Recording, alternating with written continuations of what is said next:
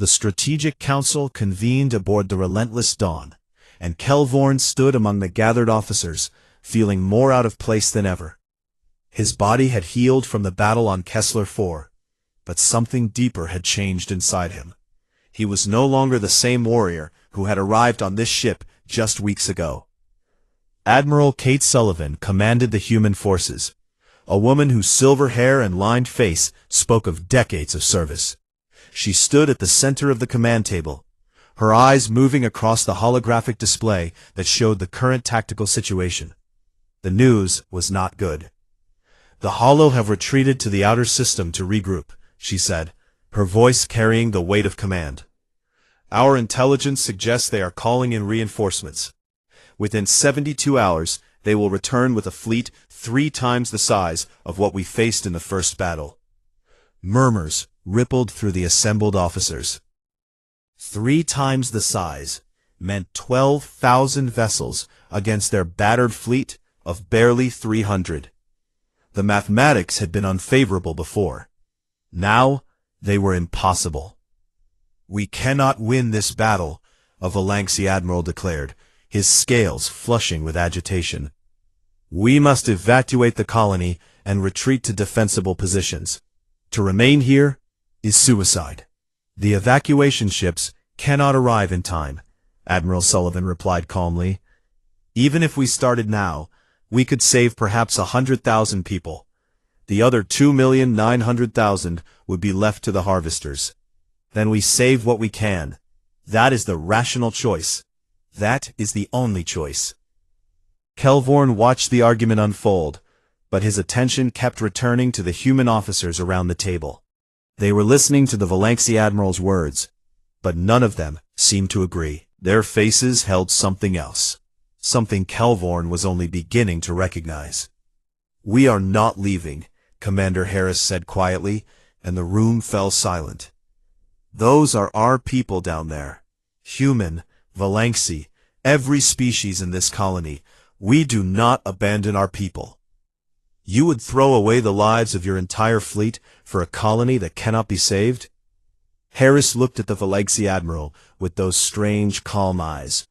"I would throw away my own life 1,000 times if it meant giving those people one more day of hope." It was then that Admiral Sullivan did something unexpected. She called for classified information to be displayed, information that only the highest levels of human command were supposed to know. The holographic display changed, showing not tactical data, but historical records. "What you are about to see has never been shared with any non-human species," Sullivan said. "I am breaking protocols older than our first contact with alien life. But I believe you need to understand who we are if we are going to fight together." The images that followed shook Kelvorn to his core. He saw a planet covered in ice, humans huddled in caves while massive predators prowled outside. This was Earth during what the humans called the Ice Ages, periods when their entire species had been reduced to perhaps 10,000 individuals. They should have died. They should have gone extinct like countless other creatures. But they survived. He saw plagues that killed half their population, wars that burned entire continents, weapons that could destroy cities in a single flash of light. He saw humans standing at the edge of extinction again and again, staring into the abyss that had swallowed so many other species. And every single time, they came back. "We have faced extinction 7 times in our history," Sullivan said, her voice soft but filled with something Kelvorn could only describe as pride. "Ice ages, plagues, wars, asteroid impacts, our own foolishness with nuclear weapons. Each time, we should have died. Each time, we survived. And each time, we came back stronger than before." She turned to look directly at Kelvorn, and her eyes burned with that same fire he had seen in Harris, in Brennan, in every human he had fought beside. "The Holo do not understand what they have awakened," she continued. "They think they are facing just another species, just another source of fuel for their machines. They do not understand that humans have been fighting against impossible odds since before we learned to make fire. They do not understand that giving up is simply not in our nature." Kelvorn felt something shift inside his chest, a sensation he was beginning to recognize. It was the same feeling he had experienced in the mess hall, in the battle, in the bunker. It was the crack in his armor growing wider. "But there is something else you need to understand," Sullivan said, and her voice grew even softer. "Something that no other species in this galaxy has ever grasped. We are not brave because we do not feel fear. We are brave because we feel it more deeply than you can imagine." She paused, letting her words sink in. "Every human in this fleet knows exactly how fragile we are. We know how easily we can be broken, how short our lives truly are compared to the vast emptiness of space. We know that we are small and weak, and that the universe does not care whether we live or die." Her eyes swept across the room, meeting the gaze of every officer present. "And we choose to fight anyway, not because we will win, but because fighting is what makes us human. Because protecting the innocent, standing up for those who cannot stand for themselves, facing the darkness even when we know it will consume us, that is who we are.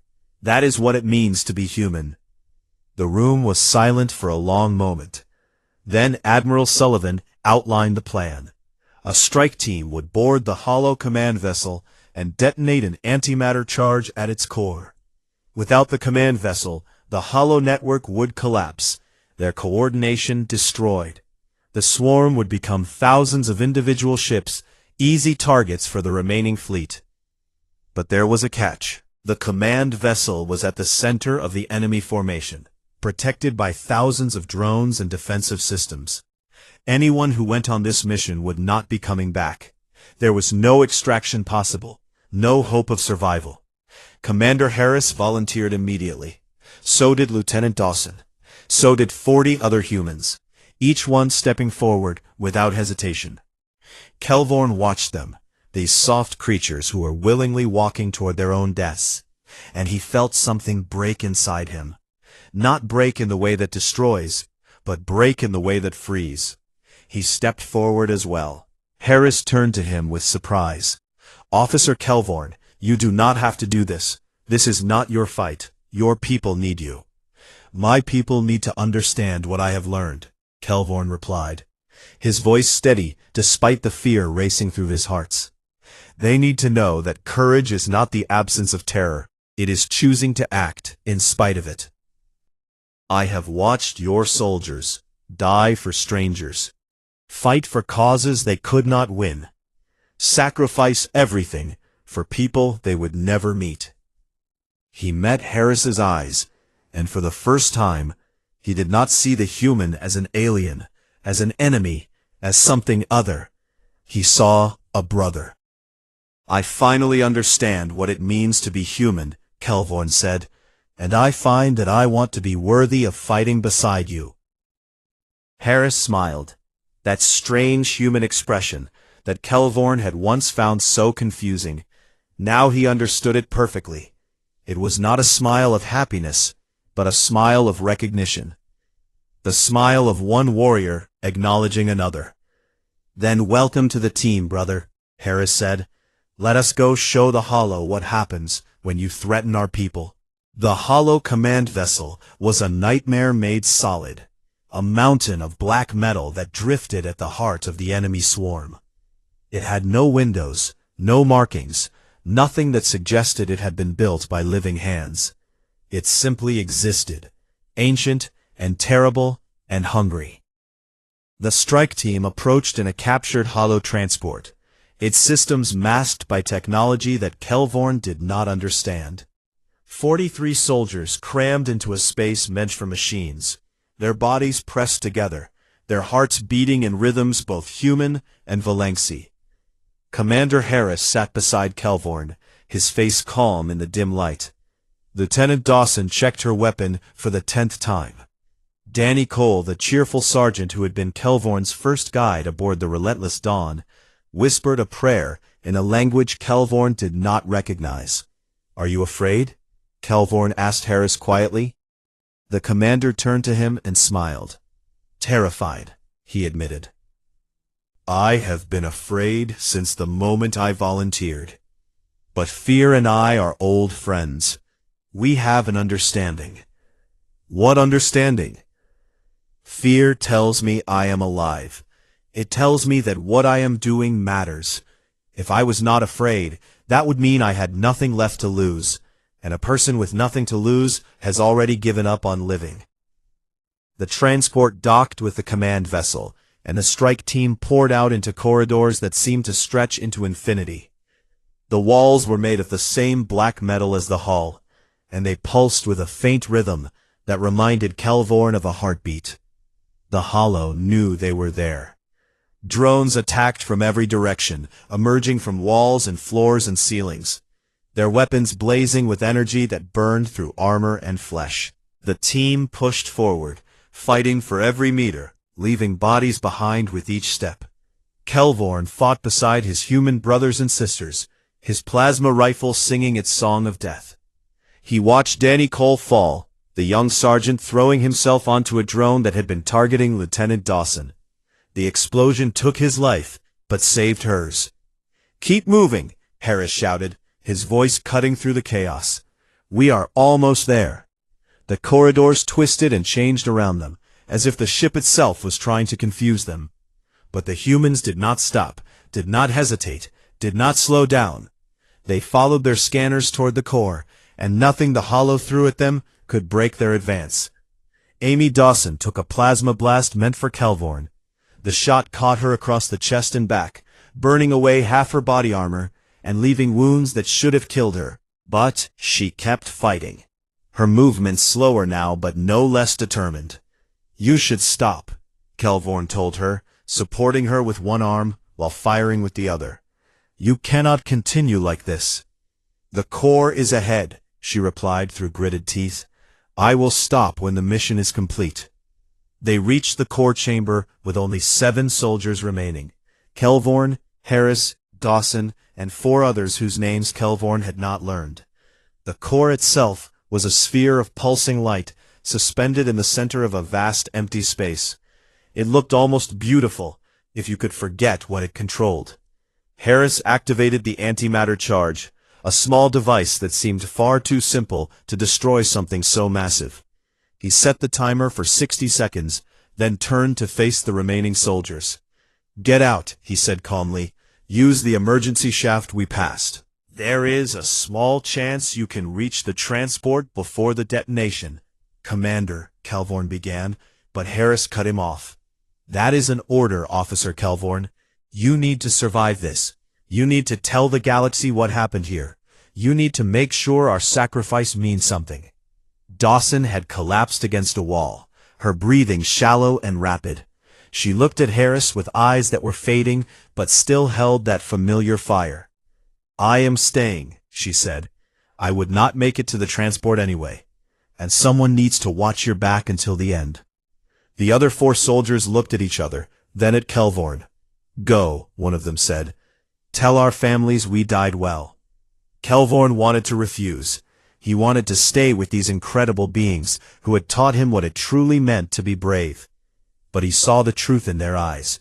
His survival was part of the mission. His story was their legacy. "I will remember you," he promised, his voice breaking. "I will tell the galaxy what you did here." Harris smiled that strange human smile one last time. "Then we will never truly die," he said. "Now go, brother. Run." Kelvorn ran.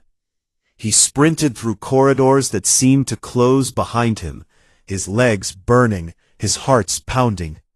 He could hear the Hollow drones pursuing, could feel the ship itself trying to stop him. But he did not slow down. He could not. These humans had given their lives for him, and he would not waste that gift. He reached the transport with seconds to spare. Throwing himself into the pilot seat and launching away from the command vessel just as the antimatter charge detonated. The explosion was blinding, a sphere of pure energy that expanded outward and consumed everything in its path. The command vessel ceased to exist, and with it, the network that controlled the Hollow swarm. Across the system, thousands of enemy vessels went silent, their coordination destroyed, their purpose lost. The human fleet attacked with everything they had left, and the battle was over within hours. Years later, Kelvorn stood before a memorial on Earth, a simple stone wall bearing the names of those who had fallen at Kessler. The names stretched across the surface in neat rows, thousands of them, each one representing a life given in service to others. He traced them with one clawed finger. Jake Harris, Amy Dawson, Danny Cole, Beth Ortiz, and so many more. He knew some of these names personally. Others were strangers whose stories he had learned through records and interviews, but all of them were his brothers and sisters now. He had spent years traveling the galaxy since Kessler, telling the story to anyone who would listen.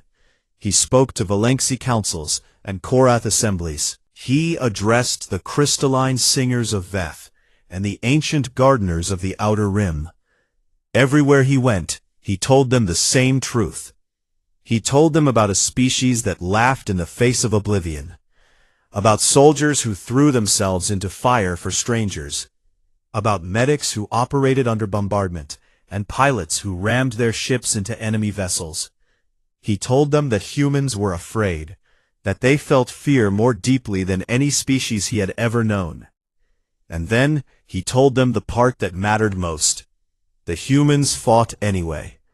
Not because they were certain of victory, not because they did not value their own lives, but because fighting was what made them human, because protecting the innocent, standing against the darkness, refusing to give up even when all hope was lost. That was who they were.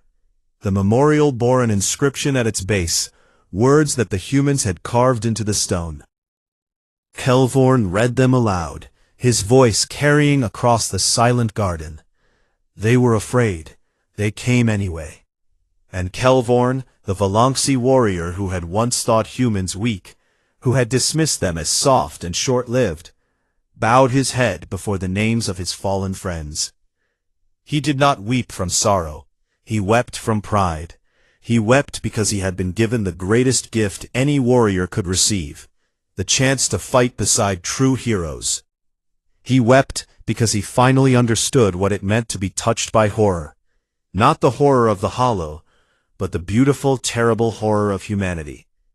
And he knew that as long as he lived, he would carry that horror within him like a flame, passing it on to everyone he met, until the entire galaxy understood the truth. Humans were not the strongest species, they were not the smartest or the longest lived, but they were the bravest, and in the end, that was all that mattered. The fleet emerged from hyperspace, into a nightmare that Kelvorn would remember for the rest of his days. The Kessler system was filled with hollow vessels, thousands of them, black geometric shapes that seemed to absorb light itself. They hung in the darkness like pieces of a broken god, silent and patient and hungry. Hollow fleet detected, Lieutenant Dawson announced, her voice steady, despite the horror displayed on every screen. Count is approximately 4,000 vessels. This is 3 times the number reported by intelligence. Kelvorn felt his heart stop for a moment. 4,000 vessels against their combined fleet of maybe 500. The mathematics of this battle were simple and brutal. They could not win. They could not even survive. He looked at Commander Harris, expecting to see the same realization dawning on the human's face. Instead, he saw something that made no sense at all. Harris was smiling. "Well," the commander said calmly, "I suppose we will have to work a little harder than expected. All hands, battle stations, launch all fighter squadrons, signal the fleet to form up on our position." Kelvorn grabbed Harris by the arm, a breach of protocol that would have earned him punishment on any Valanxi vessel. "Commander, you cannot be serious. The enemy outnumbers us 8-1. We must retreat and regroup. We must call for reinforcements." Harris looked at Kelvorn's clawed hand on his arm, then met the Valanxi's eyes with that strange calm that was beginning to terrify Kelvorn more than the hollow themselves. "There are 3 million people on that colony," he said quietly. "Children, families, people who are counting on us to save them. We are not leaving." "But we will die," Probably, Harris agreed, but not until we have done everything possible to save those people. Now, please release my arm, Officer Kelvorn. I have a battle to fight. The next hours became a blur of fire and death that Kelvorn could barely process. The Hollow attacked in waves, their weapons tearing through shields and armor as if they were made of paper. Valancy vessels died first, their proud warships crumbling under the assault. Kelvorn watched the flagship Eternal Glory, home to 3,000 of his people, disintegrate in a flash of light that left nothing behind. He waited for the humans to flee, for them to recognize the hopelessness of their situation and retreat to save themselves. Any rational species would do the same. Survival was the first law of existence, the foundation upon which all other things were built. But the humans did not flee. Instead, they pushed forward into the swarm, their fighters weaving between enemy vessels with movements that seemed almost suicidal. Kelvorn watched a squadron of human pilots dive directly into a formation of hollow destroyers, drawing fire away from a damaged Valancy cruiser. 3 of the fighters were destroyed instantly, but the cruiser escaped. Why? Kelvorn whispered, unable to comprehend what he was seeing. Why would they sacrifice themselves for a Valancy ship? Danny Cole appeared beside him, the young sergeant's face pale, but determined. Because those are our allies, he said simply, and we do not leave our people behind. But they were not your people. They were Valancy. Danny looked at Kelvorn with an expression of genuine confusion. Today, everyone fighting the Hollow is our people. The battle raged on, and Kelvorn witnessed acts of courage that defied everything he understood about warfare and survival. He watched the marine transport Braveheart take hit after hit, its hull torn open in 17 places, its atmosphere venting into space. The ship was dying.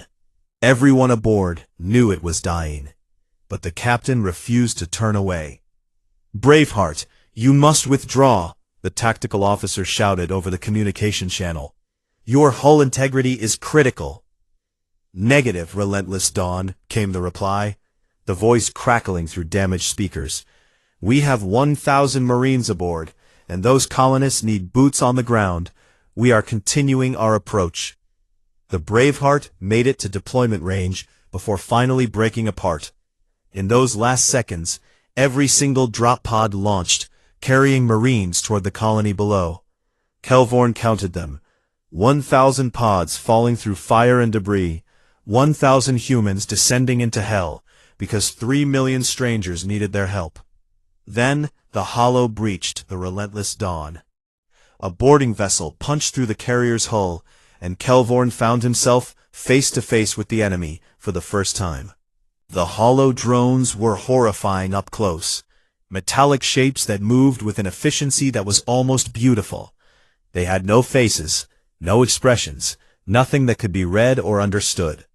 They were simply machines designed to kill, and they were very good at their purpose.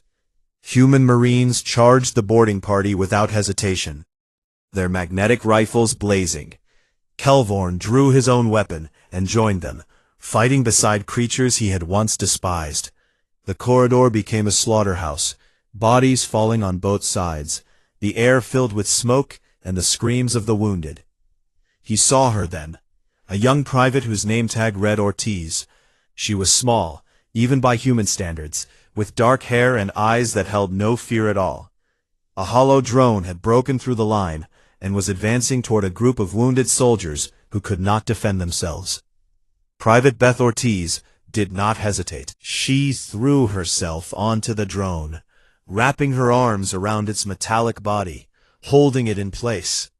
The drone's internal systems overloaded, triggering a detonation that killed her instantly. But the 11 wounded soldiers behind her survived. Kelvorn stared at the place where the young human had been, his mind refusing to accept what he had witnessed. She had been perhaps 20 years old, with her entire life ahead of her, and she had thrown it all away to save people she probably did not even know. After the battle, after the Hollow had been pushed back and the boarding party destroyed, Kelvorn found Commander Harris on the bridge. The human looked exhausted, his face covered in sweat and grime, but his eyes still held that strange fire.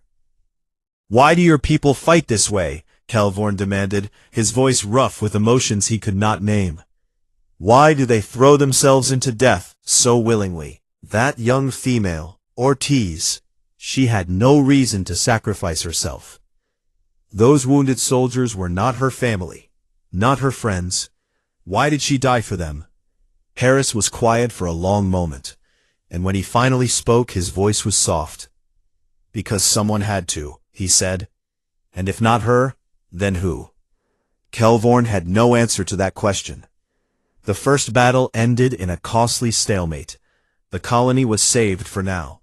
The Hollow pushed back to regroup, but a third of the fleet was gone. Thousands of lives lost, and the enemy would return soon with even greater numbers. As Kelvorn walked through the corridors of the damaged carrier, past wounded soldiers and exhausted crew members, he began to understand something he had not expected. He had not been fighting alongside allies today. He had been fighting alongside something far more dangerous than the Hollow themselves. He had been fighting alongside a species that did not know how to quit, that did not understand the concept of acceptable losses, that would burn itself to ashes if it meant protecting one more innocent life. For the first time in his long career as a warrior, Kelvorn felt something he had never experienced before. He felt afraid of his own allies. And somewhere deep inside him, he felt the first stirrings of something else. Something that might have been respect. The surface of Kessler 4 was a frozen wasteland, and Kelvorn had never felt so cold in all his life. The Valanxi were reptilian, their bodies designed for warmth, and this ice world seemed determined to kill him before the Hollow even had a chance. He had volunteered to join the Human Marine Detachment, a decision that still surprised him. When Commander Harris asked why he wanted to go, Kelvorn could not give a proper answer. Something had changed inside him during that first battle, something he did not yet understand. He only knew that he needed to see more, to understand these strange creatures who fought with such reckless courage. Captain Nate Brennan led the Marine squad, and he was unlike any soldier Kelvorn had ever met. The man was quiet, almost gentle, with hands that moved with surprising delicacy when he tended to wounded soldiers. But in combat, those same hands became instruments of death, quick and precise and utterly without mercy. The squad's mission was simple in concept, but nearly impossible in execution. Stop the Hollow harvesters from reaching the underground bunkers where the colony's population had taken shelter. The harvesters were massive machines, each one capable of processing thousands of organic beings per hour. They had already begun digging toward the bunkers, and time was running out. For 3 days and nights, they fought without rest. The Hollows sent wave after wave of drones against their positions, and the humans held the line through sheer determination. Kelvorn fought beside them, his plasma rifle growing hot in his clawed hands, his body aching with exhaustion. He had never experienced combat like this, endless and brutal and seemingly without hope. On the second day, Corporal Sam Reyes performed an act that Kelvorn could not forget. A Valanxi soldier had fallen wounded in open ground, caught between the defensive line and an advancing Hollow formation. Any attempt at rescue would be suicide. Sam Reyes did not hesitate. He sprinted into the open, grabbed the wounded Valanxi by the arms, and began dragging him back towards safety. Hollow fire scorched the ground around him, missing by centimeters. Halfway back, Kelvorn saw that Reyes was leaving a trail of blood in the snow. When they finally reached cover, Kelvorn realized the corporal had lost 3 fingers to frostbite during the rescue, the flesh blackened and dead. Reyes looked at his ruined hand, shrugged, and picked up his rifle with the other. "Good thing I can shoot with both hands," he said, and returned to the firing line. The medic, a young woman named Laura Kent, worked miracles under conditions that should have made medicine impossible. Kelvorn watched her perform surgery in a frozen trench, her hands steady even as plasma bolts screamed overhead. She saved 17 lives that day, including 2 Valanxi who would have died without her care. When Kelvorn asked her why she risked herself for aliens, for former enemies, she looked at him with tired eyes and smiled. "A patient is a patient," she said. "Their blood might be different colors, but they all want to live. That is enough for me." On the third night, everything changed. A harvester broke through the defensive perimeter, its massive drills tearing through rock and ice as it descended toward Bunker 7. Kelvorn's blood ran cold when he learned what Bunker 7 contained. 400 children, the youngest members of the colony, hidden away in what was supposed to be the safest location. Captain Brennan gathered the remaining squad members, humans and Valanxi together, in a small chamber near the bunker entrance.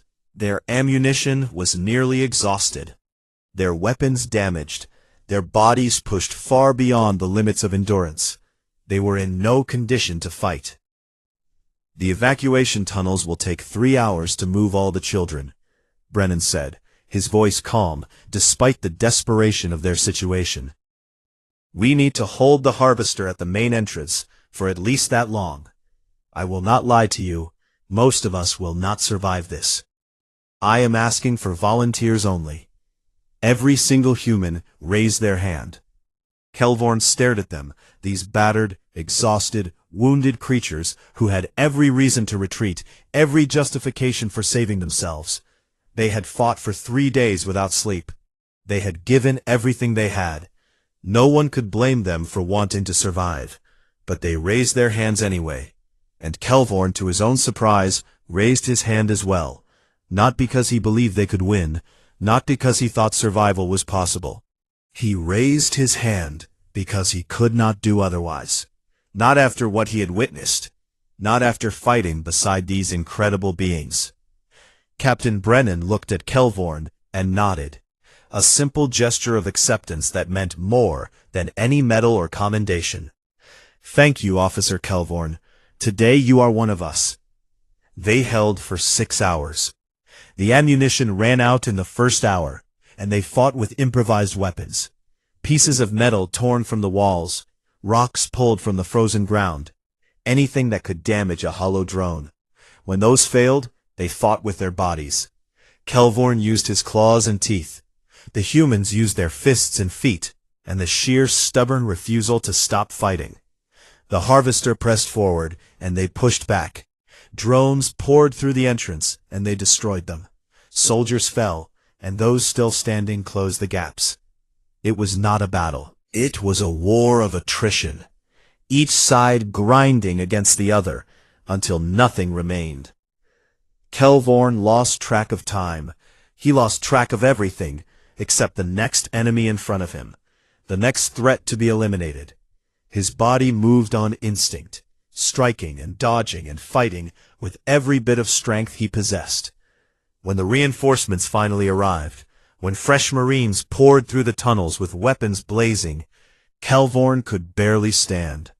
He looked around and saw that only 4 of them remained on their feet: himself, Captain Brennan, and 2 human soldiers. Brennan had 17 wounds, his body covered in blood, both red and the silver fluid that leaked from damaged hollow drones. One of his arms hung useless at his side, and his face was a mask of pain. But he was still standing, still holding a piece of metal in his good hand, still ready to fight. All 400 of them had been evacuated through the emergency tunnels. 400 young lives preserved because a handful of broken soldiers had refused to give up. That night, in the medical bay of a rescue ship, Kelvorn sat alone in a corner while human doctors treated his wounds. He was shaking, though not from the cold. The tremors came from somewhere deeper, somewhere he had never explored.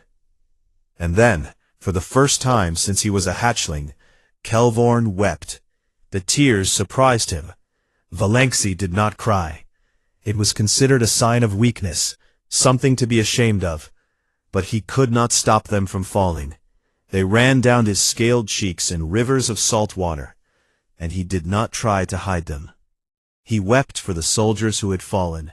He wept for Private Ortiz and all the others who had given their lives. He wept for the 400 children who would grow up never knowing how close they had come to death.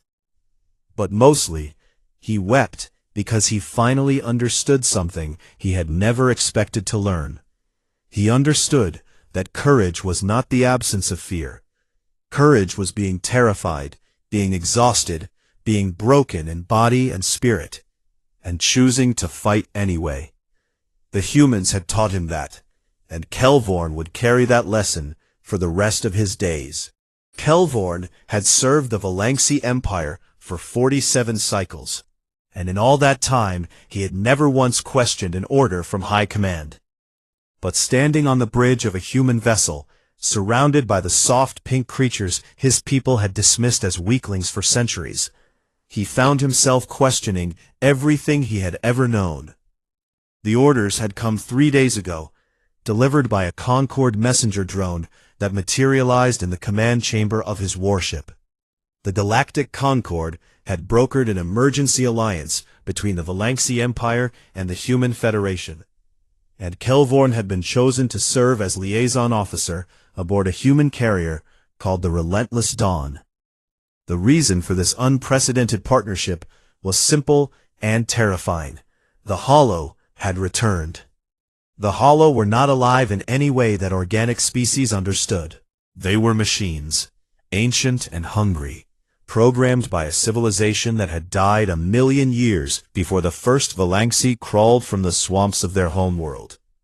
They consumed organic matter the way fire consumed wood, breaking down living creatures into fuel for their endless expansion across the stars. No species had ever defeated them, and every attempt at negotiation had ended in silence and death. Kelvorn remembered the briefing, the holographic images of worlds stripped bare, of populations numbering in the billions, reduced to nothing but scattered bones and empty cities. The Hollow did not hate organic life. They simply used it, the way a Valanxi might use a piece of fruit. There was no malice in their actions, only efficiency, and somehow that made them more terrifying than any enemy Kelvorn had ever faced. Now he stood on the bridge of the Relentless Dawn, his scaled hands clasped behind his back, watching humans move around him with an energy he found exhausting. They talked constantly, these creatures, their voices rising and falling in patterns that seemed random. They touched each other on the shoulders and arms, exchanged smiles and jokes, laughed at things Kelvorn could not understand. Did they not realize they were sailing toward their possible deaths? "You look uncomfortable," a voice said beside him, and Kelvorn turned to find a human male watching him with pale blue eyes that seemed to hold no fear at all. The man was of average height for his species, with dark hair cut short and a face marked by scars that told stories of battles survived. He wore the uniform of a commander, and his posture radiated quiet authority. "I am Kelvorn," the Valanxi officer said, inclining his head in greeting. "I have been assigned to your vessel as liaison officer." "Jake Harris," the human replied, extending his hand in that strange gesture humans used. Kelvorn had been briefed on this custom, so he reached out and allowed the human to grip his scaled fingers. The handshake was firm, but not aggressive, a gesture of equals meeting for the first time. "Welcome aboard the Relentless Dawn, Officer Kelvorn. I hope you find our hospitality acceptable." "Your vessel is adequate," Kelvorn said, which was not entirely true. The ship was impressive by any standard, a massive carrier capable of deploying hundreds of fighters and housing thousands of crew members. But Kelvorn was not ready to offer compliments to a species he still did not trust. Harris smiled, and there was something knowing in that expression, as if he could see right through Kelvorn's careful neutrality. "Let me introduce you to my tactical officer," he said, gesturing toward a young human female who approached with quick steps.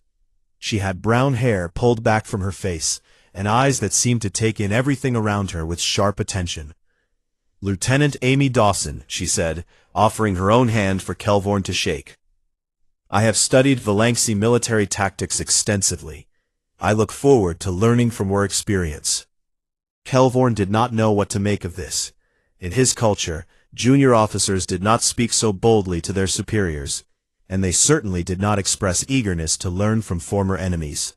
But there was no mockery in the lieutenant's voice, only genuine interest, and Kelvorn found himself nodding in acknowledgement of her words.